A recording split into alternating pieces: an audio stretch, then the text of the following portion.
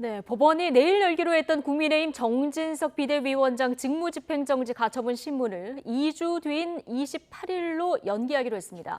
하지만 새 비대위의 출범 근거가 된 당원 개정의 정당성을 따져볼 3차 가처분 신청 신문은 내일 예정대로 진행하는데요. 당원 개정은 정진석 비대위의 정당성을 판가름하는 최대 쟁점인 만큼 치열한 공방이 예상됩니다. 강민경 기자입니다. 국민의힘 이준석 전 대표가 법원에 낸 가처분 신청은 모두 4건. 주호영 비상대책위원장의 효력을 멈춰달란 가처분 신청은 지난달 말에 인용됐고, 비대위원들의 직무를 멈춰달란 두 번째 가처분 신청은 정진석 비대위 출범으로 사실상 취소됐습니다. 남은 건 국민의힘이 문제없이 다음 비대위를 띄우기 위해서 당원을 개정한 걸 무효로 해달라는 세 번째 가처분과 정진석 비대위원장의 효력을 정지해달라는 네 번째 가처분 신청입니다.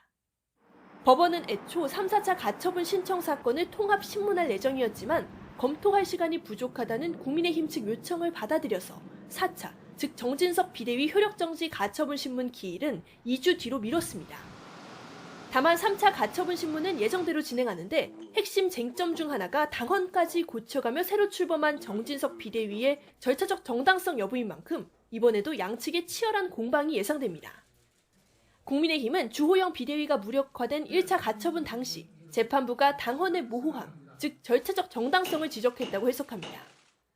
이 때문에 당헌을 개정했고 이후 출범한 정진석 비대위는 아무런 문제가 없다는 입장입니다. 특히 법원이 당헌 개정 과정까지 개입할 경우 정당의 자율성을 침해하는 결과로 이어질 수 있다는 게 국민의힘의 주장입니다. 법원은 합법성의 관점에서 절차적인 위법 여부만을 판단하는 것이 마땅합니다. 이 전 대표의 입장은 정반대입니다. 이미 법원이 내용상 하자를 지적하며 주호영 비대위 무효 처분을 내렸는데 당헌을 개정해서 비상 상황 요건을 구체화하는 건 의미가 없다는 겁니다.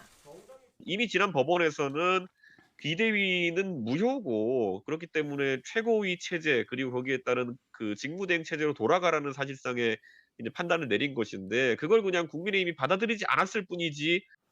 이번 3차 가처분 사건에서 법원이 이 전 대표 주장을 받아들이면 정진석 비대위의 출범 근거는 약해지지만 기각할 경우 비대위가 확실한 법적 근거를 얻게 돼서 이 전 대표의 당대표직 복귀가 어려워질 가능성이 큽니다. 남은 가처분 심리 역시 1차 때와 같은 재판부가 맡습니다.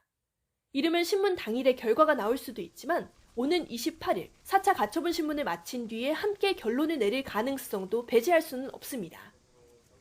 이 전 대표는 이번 신문에도 직접 법원에 출석하겠다고 밝힌 가운데 집권 여당을 포함한 정치권 전체의 관심이 집중되고 있습니다. YTN 강민경입니다.